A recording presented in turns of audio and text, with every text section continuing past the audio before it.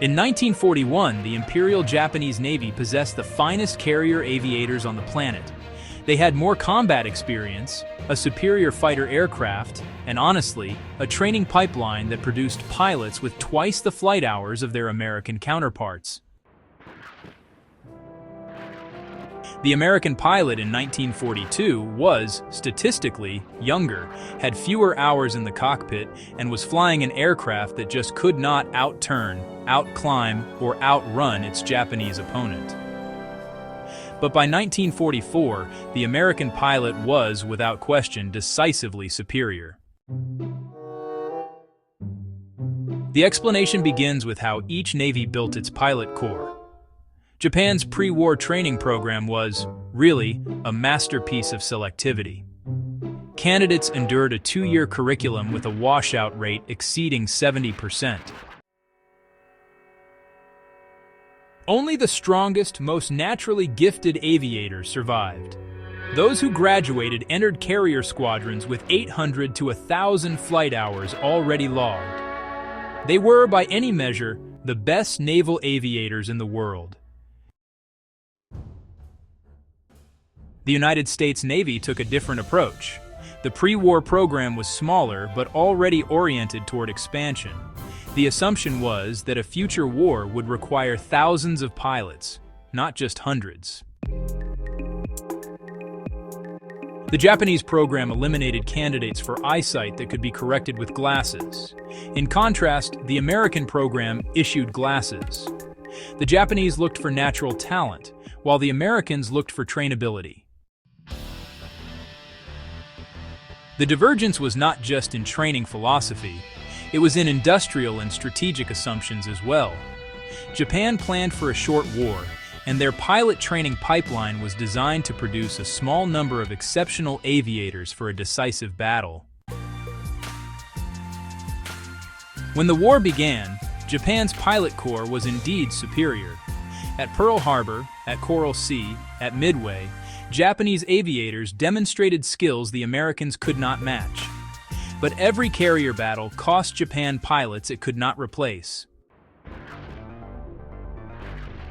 The United States, by contrast, had designed its training system for expansion.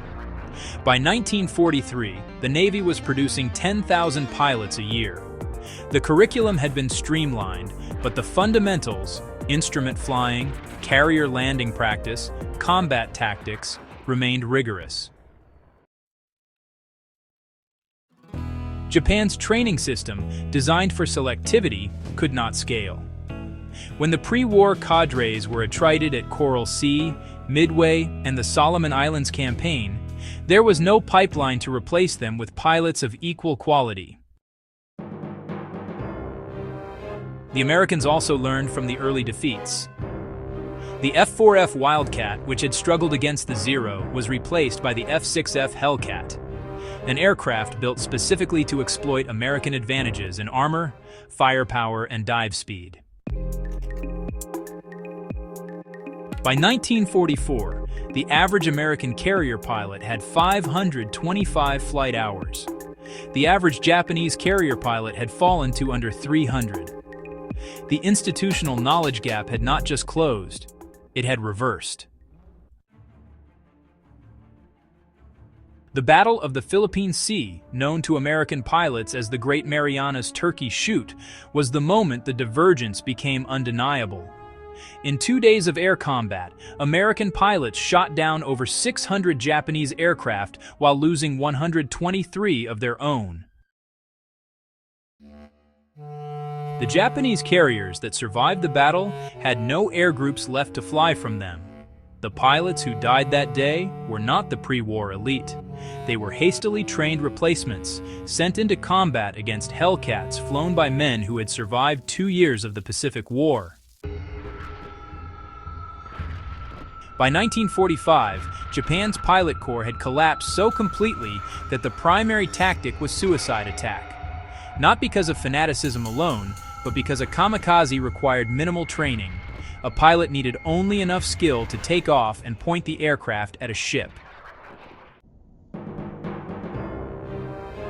The American Carrier Force in 1945 fielded over 30 fleet and light carriers, each with a full complement of pilots who had been trained, rotated home, and used to train the next wave. The system was self-sustaining. The lesson here is not about national character or inherent superiority. It is about institutional design. Japan built a system optimized for a short war against a weaker opponent. The United States built a system optimized for a long war against a peer. One system produced the finest aviators in the world in 1941. The other produced the finest aviators in the world in 1944. The difference was not in the pilots themselves. It was in the institutions that decided who would fly and who would not. If you want to understand why the first battle of a war rarely predicts the last, and why the way you train matters more than the way you start, subscribe to War Machiner and share this with anyone who thinks history is just a list of who won and who lost.